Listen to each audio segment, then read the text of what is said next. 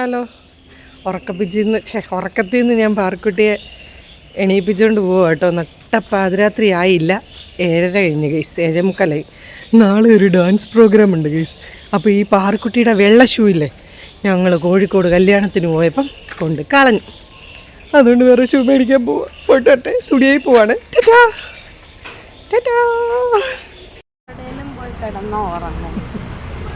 നേരെ വണ്ടി പോ.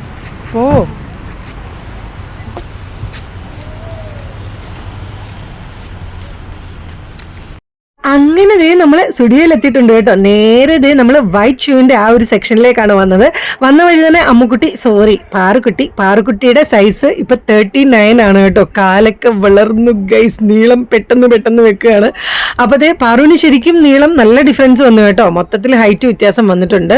അപ്പോൾ പാറുക്കുട്ടി 39 ഒക്കെ എടുത്തു. അത് കുറച്ച് വലുതാണോ എന്ന് ഞാൻ ചോദിച്ചപ്പോൾ പാറുക്കുട്ടി പറഞ്ഞു വേണ്ടാമേ, സോക്സ് ഒക്കെ ഇട്ടിട്ട് അത് ടൈ ചെയ്യുമ്പോഴത്തേക്കിനും അത് കറക്റ്റ് ആവും, ഇത് മതി, അല്ലെങ്കിൽ ഭയങ്കര ടൈറ്റ് ആയിട്ട് കാലിരിക്കുമ്പോൾ വേദന എടുക്കുമെന്ന് പറഞ്ഞു കേട്ടോ. അങ്ങനത്തെ അതിനകത്ത് അഴുക്കൊന്നും പറ്റാതെ നല്ല ഷൂ നോക്കി പാറുക്കുട്ടി തപ്പിപ്പിടിച്ചെടുക്കുകയാണ് കേട്ടോ.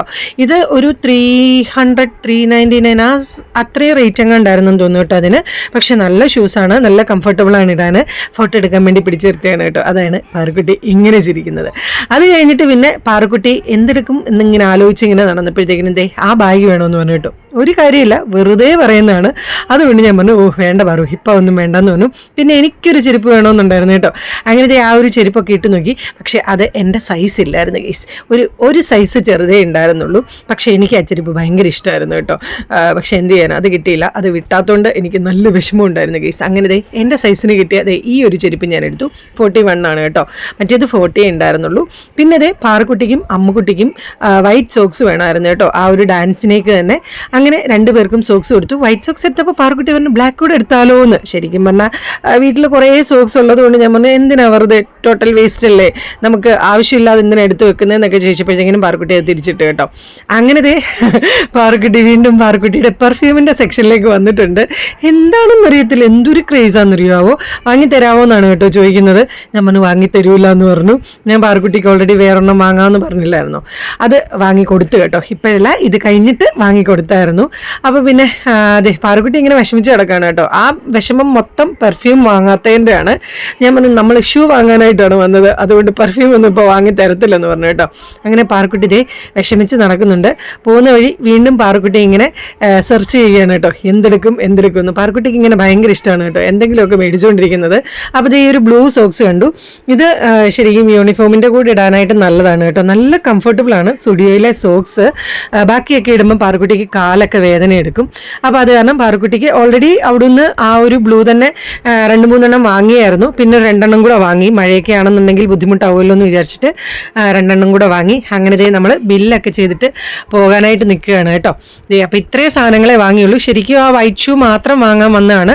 പിന്നെ വൈറ്റ് സോക്സ് അവിടെ ഉള്ളതുകൊണ്ട് അതും കൂടെ വാങ്ങി. പാറുക്കുട്ടിയുടെ സ്കൂളിലേക്ക് വേണ്ടിയിട്ട് ആ ഒരു സോക്സും വാങ്ങി കേട്ടോ. പിന്നെ എനിക്ക് ഒരു ചെരുപ്പ് വാങ്ങി ഗൈസ്, മഴയൊക്കെ അല്ലേ, അതുകൊണ്ട് ഇട്ടുകൊണ്ട് പോകാമെന്ന് വിചാരിച്ചു. അങ്ങനെ നമ്മൾ ബില്ലൊക്കെ ചെയ്ത് എല്ലാം ബാഗിനകത്തൊക്കെ ഇട്ട് തിരിച്ച് വീട്ടിലേക്ക് പോകാമെന്നും പറഞ്ഞുകൊണ്ട് ഇറങ്ങി കേട്ടോ. ഇറങ്ങിക്കഴിഞ്ഞ് അവിടെ പോയി പോസ്റ്റ് അടിച്ച് നിന്ന് കേട്ടോ. കാരണം എന്താണെന്നറിയാം, പെരുമഴയായിരുന്നു ഗൈസ്. മഴയെന്ന് പറഞ്ഞു കഴിഞ്ഞാൽ തുള്ളിക്കൊരു കുടം പോലത്തെ അമ്മാതിരി പെരുമഴ. എന്ത് ചെയ്യാനാ, അങ്ങനെ ചുമ്മാ നോക്കി നിന്നപ്പോഴത്തേക്കിനും പപ്പയ്ക്ക് പറ്റിയൊരു ഷർട്ട് കണ്ടു കേട്ടോ. അപ്പം ശരി, പപ്പയ്ക്കുള്ള ആ ഷർട്ടും കൂടെ വാങ്ങിയേക്കാമെന്ന് വിചാരിച്ചു. പപ്പയ്ക്ക് ഈ ബ്ലൂ കളർ ഭയങ്കര ഇഷ്ടമാണ് കേട്ടോ. ഏറ്റവും കൂടുതൽ ഷർട്ടുള്ളത് ബ്ലൂവിൻ്റെ ഷെയ്ഡാണ്. അതുകൊണ്ട് ബ്ലൂവിൻ്റെ ഏത് ഷെയ്ഡ് എങ്ങനെ കൊണ്ട് കൊടുത്താലും ഭയങ്കര ഇഷ്ടമായിരിക്കും. അങ്ങനെ അതും വാങ്ങി. ഞാൻ പറഞ്ഞില്ലേ മഴയായിരുന്നെന്ന്, പെരുമഴയായിരുന്നു ഗൈസ്. പാറുക്കുട്ടി പറയുവാണ് എങ്ങനെ വീട്ടിൽ പോകാനാകുമ്പോൾ. ഞങ്ങളാണെങ്കിൽ സ്കൂട്ടറിലുമാണ് കേട്ടോ വന്നത്. ഇത് പെരുമഴയായതുകൊണ്ട് തന്നെ റെയിൻകോട്ട് ഇട്ട് പോലും പോകാൻ പറ്റാത്ത അവസ്ഥയായിരുന്നു കേട്ടോ. അവിടുന്ന് കാറ്റ് നല്ലോണം വീശുമ്പോൾ ഞങ്ങളുടെ ദേഹത്തേക്ക് വെള്ളം വീഴുന്നുണ്ട് കേട്ടോ. അതാണ് പാറുക്കുട്ടി പറഞ്ഞത്. അങ്ങനെ നമ്മൾ കുറേ നേരമൊക്കെ വെയിറ്റ് ചെയ്ത് നിന്നു.